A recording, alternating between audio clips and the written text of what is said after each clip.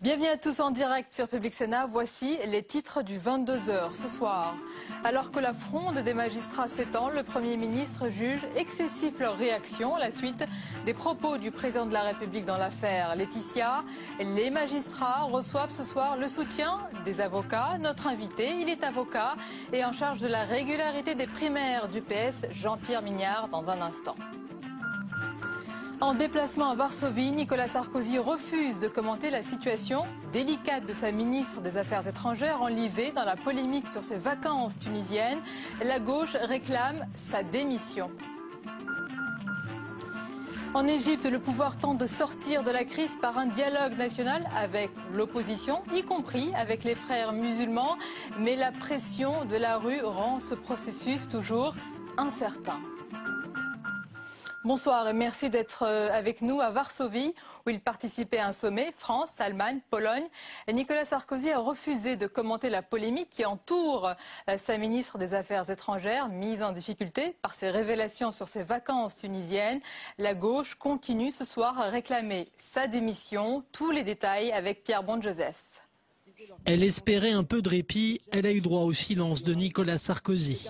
Même en déplacement en Pologne aux côtés du président de la République, la ministre des Affaires étrangères a emmené dans ses valises la polémique sur ses voyages en jet privé en Tunisie.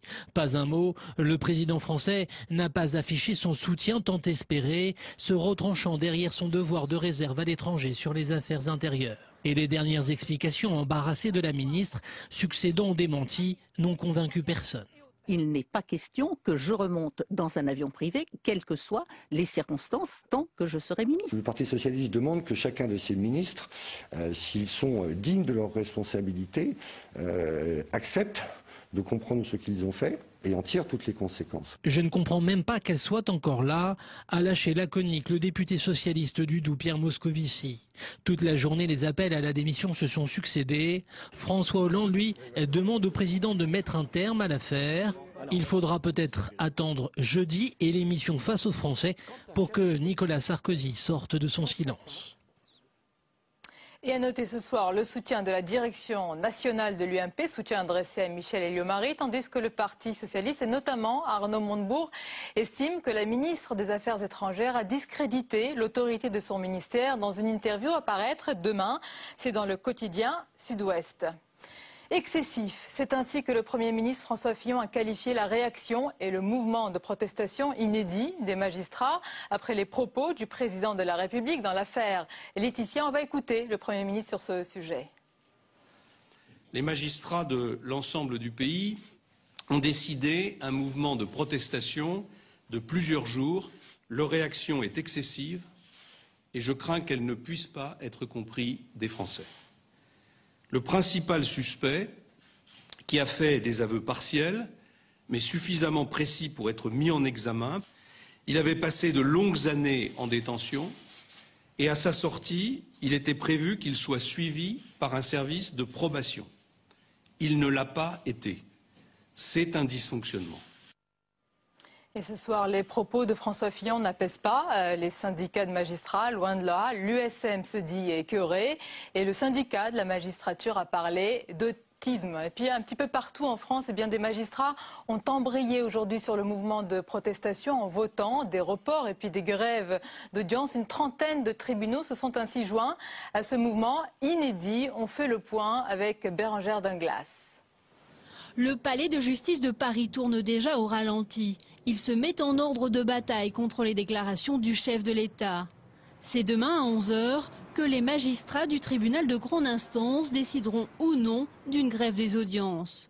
La Cour d'appel devrait-elle aussi prendre position? Quant à la Cour de cassation, l'instance judiciaire suprême, son président a prévu de réunir jeudi en urgence une assemblée générale. C'est un vrai raz-de-marée qui touche tous les tribunaux de France et qui remonte jusqu'à la Cour de cassation. On a marre d'être pris pour cible, alors que ce n'est pas nous qui nous donnons les moyens pour travailler, ce n'est pas nous qui votons les lois au Parlement. Le mouvement, commencé à Nantes, fait tache d'huile. Après les tribunaux de Rennes ou Bayonne dès vendredi, c'est au tour de Bordeaux, Lyon ou Metz de rejoindre la contestation. Au total, près de 90 tribunaux sont à l'arrêt ce soir. À l'initiative du mouvement, les syndicats de magistrats ont reçu le soutien des avocats.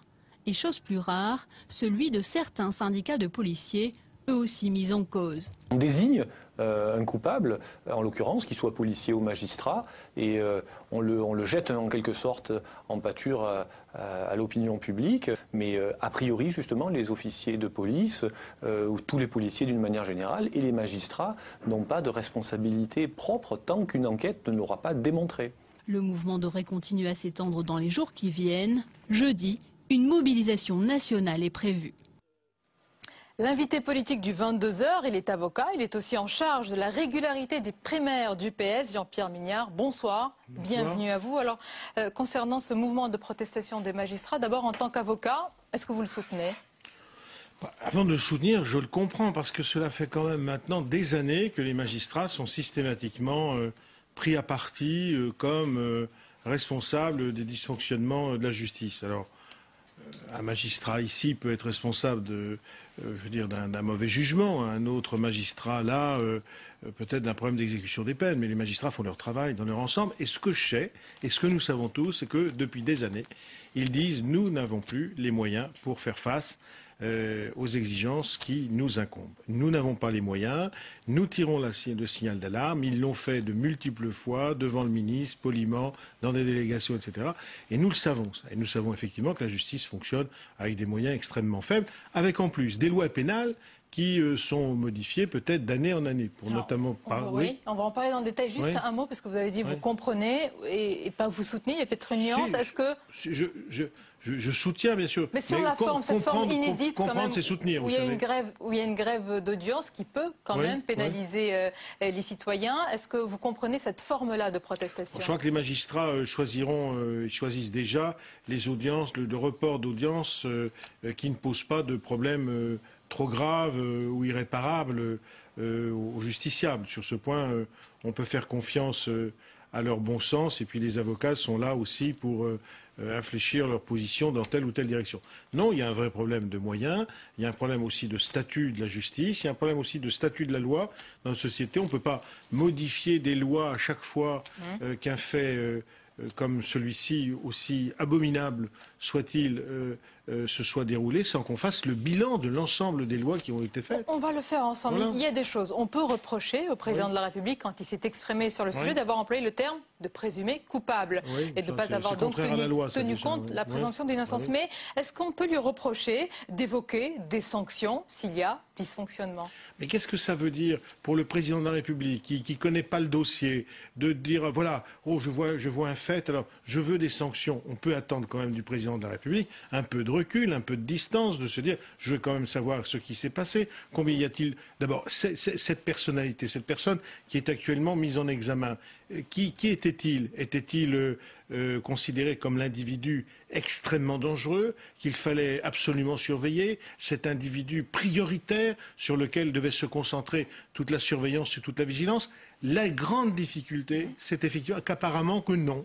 On n'était pas effectivement, on était dans la zone grise avec celui-ci. Alors, c'est là d'ailleurs où ça pose la question. Parce que pour les individus les plus dangereux, ceux que l'on connaît, en effet, je crois que les services fonctionnent. Là où il y a un problème, c'est pour ceux qui sont dans le mi-temps.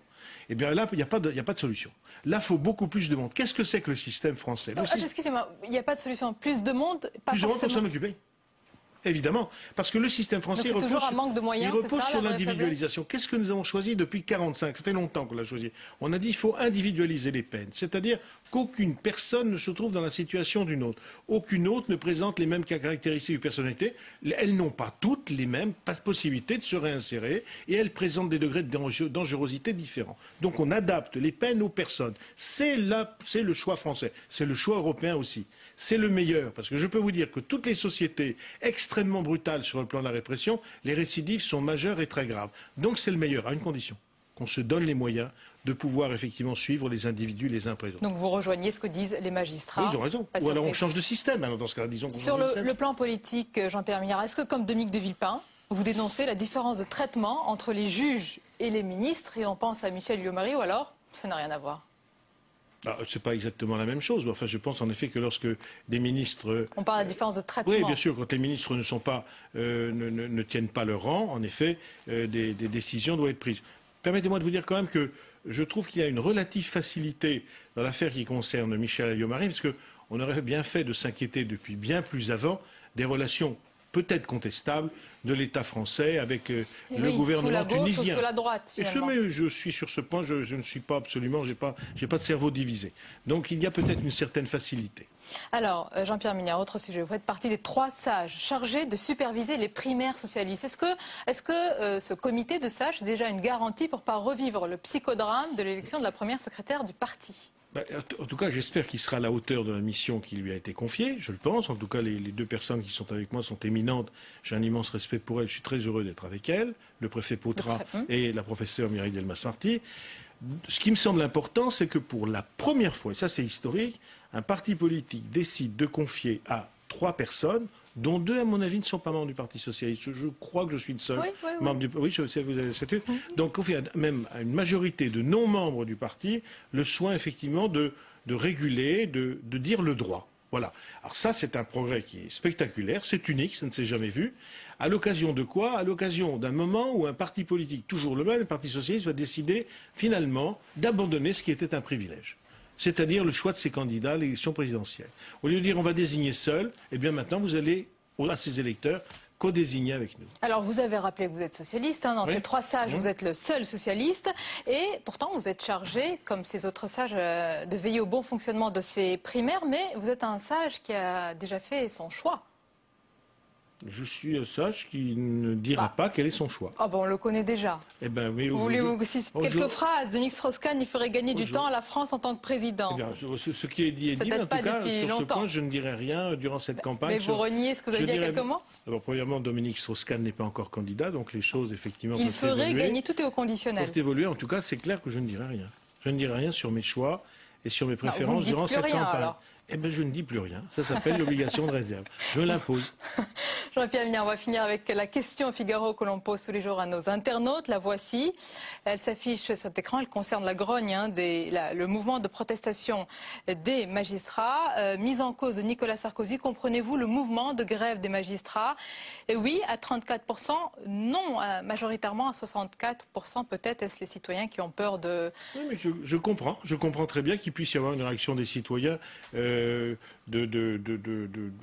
peut-être de certitude devant, en plus, une profession qu'on connaît mal, ces gens en robe noire, etc.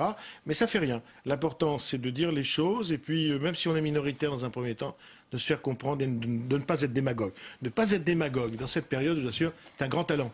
Merci Jean-Pierre Mignard d'avoir été notre invité. La suite du 22h. En Égypte, le pouvoir tente de sortir de la crise par un dialogue national avec l'opposition, y compris avec les frères musulmans. Mais la pression de la rue rend ce processus incertain encore ce soir. Les détails avec Mounir Soussi. Le pouvoir égyptien et les frères musulmans assis à la même table face aux caméras. Une image inédite depuis plus de 50 ans. Après avoir fait profil bas depuis le début de la révolte, la confrérie religieuse arrive sur le devant de la scène. Ces pourparlers offrent aux frères musulmans l'occasion de s'imposer comme un acteur incontournable de la transition et surtout de mettre en avant leur projet politique. Si on prend au sérieux le programme Frères, ça devrait ressembler à une théocratie. On ne sait pas exactement, pas à l'iranienne, ce n'est pas une théocratie à l'iranienne, mais c'est quand même une théocratie. Après cela, on verra dans les faits qu'est-ce que ça peut donner. Cette hypothèse inquiète les chancelleries occidentales qui redoutent que les religieux ne s'installent au cœur du pouvoir. Les idées des frères musulmans séduisent un quart des Égyptiens, mais dans les rues du Caire, une partie des manifestants veut croire en une transition démocratique.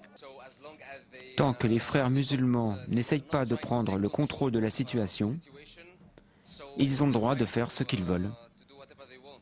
Les négociations ne calment pas les manifestants. Les défilés se poursuivent aujourd'hui dans la capitale. Un consensus sur un projet de réforme constitutionnelle a pourtant été adopté. Projet insuffisant, ont déjà dit les frères musulmans. Et ce soir, dans un entretien télévisé, le président américain Barack Obama a estimé que le processus politique en Égypte enregistrait des progrès significatifs, pressé aussi de s'exprimer plus précisément sur l'avenir d'Hosni Moubarak. Le président américain a répondu ceci, lui seul sait ce qu'il va faire. Dans le reste de l'actualité, ce sommet France-Allemagne, Pologne, au cours duquel les Français et les Allemands ont présenté leur pacte de compétitivité pour l'euro. Ils l'ont présenté aux Polonais. On va en parler tout de suite avec Jean-Louis Combeau. Bonsoir Jean-Louis. Alors un pacte présenté aux Polonais, d'abord, qu'est-ce qu'il contient, ce pacte de compétitivité pour l'euro? Alors c'est un pacte de stabilité qu'on connaissait depuis déjà près de 10 ans. C'est un pacte de stabilité au carré. Qu'est-ce que c'est que le pacte de stabilité? Vous fixez des objectifs aux membres des pays de la zone euro. Vous leur dites, votre budget ne doit pas dépasser, le déficit de votre budget ne doit pas dépasser un certain pourcentage, votre dette ne doit pas dépasser un certain plafond, votre inflation ne doit pas dépasser un certain rythme, etc. etc. Et là, on passe à un autre stade. Parce que qu'est-ce qui s'est passé? Il s'est passé que tout ça a échoué. La crise est là pour le démontrer. Ce pacte de stabilité n'a pas fonctionné. Madame Merkel a élaboré donc un nouveau projet. Elle a eu là-dessus l'approbation de M. Sarkozy. Et non seulement elle réitère les objectifs du pacte de stabilité, mais en plus elle dit voilà comment il faut faire pour les atteindre. C'est ça le pacte de compétitivité. Par exemple, sur le déficit, vous devrez inscrire dans la Constitution, nous en parlions ici même la semaine dernière, la fameuse règle d'or, donc déficit zéro. Sur la question de l'inflation, vous devez mettre un terme à l'indexation des prix et des salaires. En matière de dépenses sociales, vous devez reporter l'âge de la retraite. Donc on est beaucoup plus précis, on rentre carrément dans la chair et c'est ça le pacte de compétitivité. Bon, on est rentré dans la chair, mais l'accueil a été plutôt froid. Ben oui, exactement, pour la raison qu'on rentre dans la chair. Effectivement, les Polonais ont protesté, les Autrichiens ont protesté, les Grecs ont dit il ne peut pas en être question. Les Néerlandais, qui généralement sont tout à fait d'accord généralement avec les Allemands, ont dit non, nous ne sommes pas d'accord. Et ceci, il y a deux raisons à ça. La première est une question de forme. Parce que, en général, dans l'Europe, on fonctionne de manière collective. C'est la Commission européenne qui fait des propositions pour avancer. Les 27 se réunissent et disent « ça serait bien, ils le disent ensemble, que vous travailliez sur telle ou telle question, faites-nous un projet pour que nous avancions un peu plus avant ». Là, c'est pas du tout ça qui s'est passé. On squeeze carrément la Commission européenne. Où est passé M. Barroso, on ne sait plus très bien. Et c'est Mme Merkel qui fait un projet, va voir son ami Sarkozy, ils se mettent d'accord et présente ça vendredi soir. Et voilà. Maintenant, voilà le pacte de compétitivité. Donc là, on est quand même dans une situation tout à fait différente. Et puis deuxièmement, on rentre dans les politiques économiques. C'est-à-dire qu'on dit aux gens, non seulement il faut que vous atteigniez ces objectifs, mais voilà comment vous devez les atteindre. Donc on franchit un stade dans la coordination des politiques économiques qui est évidemment un pas extraordinaire en avant. Alors, évidemment, ensuite, on voit que c'est les Français et les Allemands qui pilotent cette affaire. Ça a l'air d'un diktat. Il y a des réticences qui s'expriment. Donc, l'affaire n'est pas entièrement jouée, mais c'est un peu normal que Mme Merkel mène cette affaire, puisque c'est elle qui signe les chèques. Et quand quelqu'un signe les chèques, c'est lui le patron. Il a le droit de parler. Merci beaucoup, Jean-Louis, pour cette analyse. La suite du 22h. Dans un instant, nous allons parler éducation. Mais d'abord, tout ce qui vous a échappé dans le reste de l'actualité, regardez, c'est le tour de l'info de Sandra Cerquera ce soir. Une campagne plus chère que prévu. 700 millions d'euros, c'est ce qu'aurait coûté la lutte contre la grippe A. Un rapport de la Cour des comptes rendu au Sénat revoit le chiffre à la hausse et épingle également l'urgence dans laquelle ont été faites les négociations pour l'achat des vaccins. Des coûts supplémentaires donc pour un résultat peu probant. Seulement 5 millions de Français ont été vaccinés, soit 8,5% de la population. Jacques Attali rêve d'une France sans tabac. L'économiste juge que les effets de la cigarette sont bien plus dévastateurs que ceux du Mediator. Une position radicale préconisée aujourd'hui sur son blog. Plus de production, plus de distribution et donc plus de consommation. La réaction des buralistes ne s'est pas fait attendre, des propos qu'ils jugent totalitaires, ajoutant que le tout interdit n'a jamais fonctionné. SFR et Orange l'ont annoncé aujourd'hui. Il n'y aura pas de hausse de la TVA auprès de leurs clients et donc pas d'augmentation du prix de l'abonnement. Une façon de ralentir les départs, les changements de tarifs liés à l'augmentation de la TVA ont fait exploser le nombre de demandes de résiliation. Bouygues Télécom l'avait déjà annoncé le mois dernier, pensant récupérer quelques clients au passage. Il était accusé d'avoir porté atteinte à la présomption d'innocence. Cette fois, Brice Hortefeux échappe à la condamnation, au moins temporairement. Le tribunal de grande instance de Paris se déclare incompétent pour juger le recours déposé par Riyad Enouni. Le jeune homme a été qualifié de djihadiste français par Brice Hortefeux. Il a été arrêté en septembre et soupçonné de militer dans la mouvance islamiste. on va essayer de comprendre et d'analyser les raisons pour lesquelles, s'agissant d'un directeur de cabinet, le juge judiciaire se déclare compétent et s'agissant de mon client, il se déclare incompétent. Elle était la doyenne d'une famille d'artistes. André Chédid, romancière et poète, mère et grand-mère des chanteurs Louis et Mathieu Chédid, est décédé hier soir à Paris. On lui doit notamment le roman 6e jour et l'autre. Elle disait écrire pour essayer de dire des choses vivantes qui bouillonnent au fond de chacun.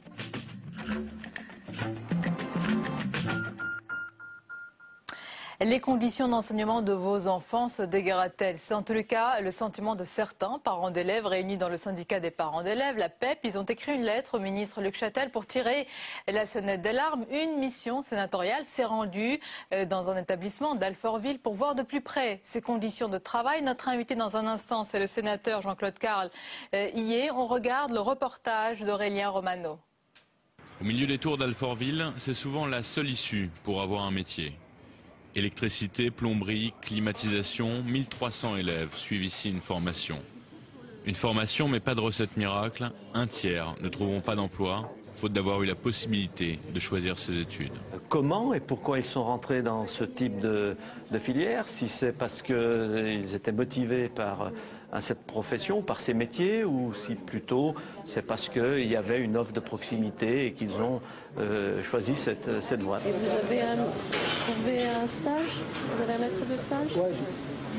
Autour de la table, les élèves pointent le manque de moyens, comme souvent. Est-ce que vous êtes bien accompagné par vos professeurs? En bac pro? Oui. Moyennement. Un moins bon encadrement que dans l'enseignement général ou dans l'enseignement supérieur. Enseignement professionnel ou général, les sénateurs ont 3 mois pour rendre leur copie et faire produire à ce système éducatif les meilleurs résultats. Nos invités sur ce thème, Jean-Claude Carle, bonsoir. Bienvenue Bonsoir. à vous, sénateur UMP, rapporteur de la mission d'information Organisation territoriale du système scolaire. Et avec nous également Michèle Houel, bonsoir. Bonsoir. Vous êtes vice-présidente du SNALC, c'est bien ça? Syndicat national des lycées et des collèges. Alors première question, Jean-Claude Carle, une équation, vous allez nous dire comment on la résout. Plus d'élèves, moins de moyens et moins de postes. Comment ça se passe? Non, c'est pas tout à fait ça. Je dois d'abord revenir sur ce que vous avez dit. Ça n'est pas un sentiment que notre système éducatif se dégrade, c'est malheureusement une réalité. Et c'est d'ailleurs l'enquête PISA qui le révèle, la Cour des comptes l'a dit. Et ça n'est pas une question de moyens. Si c'était une question de moyens, je crois qu'on aurait trouvé les solutions. Le budget de l'éducation a doublé au cours des 2 décennies écoulées. Et les résultats ne sont pas à la hauteur de ce qu'on peut en attendre. Et notre système éducatif ne réduit pas les inégalités, au contraire, il les aggrave. Et je le répète, ça n'est pas une question de moyens, c'est une question d'utilisation des moyens et c'est aussi une question de méthode. On a trop voulu résoudre les problèmes par la loi.